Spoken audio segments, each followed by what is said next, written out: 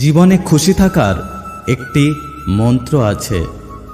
আশা কেবল নিজের ওপর রাখুন, অন্যের ওপর নয়।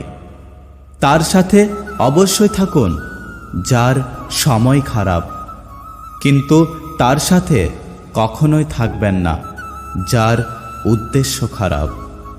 নিজের বাড়ির দরজাকে সবসময় ছোট রাখুন।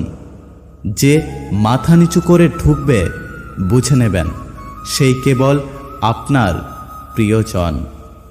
যদি সম্পর্কে রাগ, অভিমান, ঝগড়া কমতে থাকে তাহলে বুঝে নেবেন সম্পর্কে দূরত্বের সৃষ্টি হচ্ছে।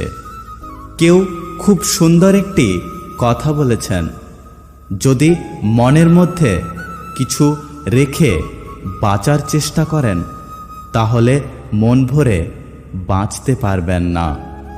মানুষ জন্মের 2 বছর পরেই কথা বলতে শিখে যায়, কিন্তু কোথায় কি কথা বলতে হয় এটা বুঝতে মানুষের পুরো জীবন লেগে যায়। যদি আপনার ভরসা ওপরওয়ালার ওপর থাকে তবে আপনার ভাগ্যে যা আছে আপনি তাই পাবেন। কিন্তু যদি বিশ্বাস নিজের ওপর থাকে তাহলে ওপরওয়ালা আপনাকে সেটাই দেবে যেটা আপনি চাইবেন। ওই মানুষটার গুরুত্ব কখনো কমতে দেবেন না যে আজকের দিনে এসেও আপনাকে সময় দেয়।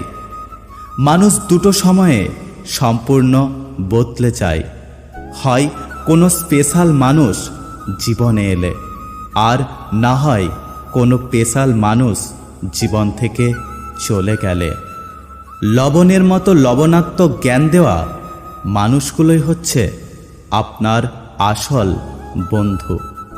কারণ যারা মিষ্টি কথা বলে তারাই ধোঁকা দেয়।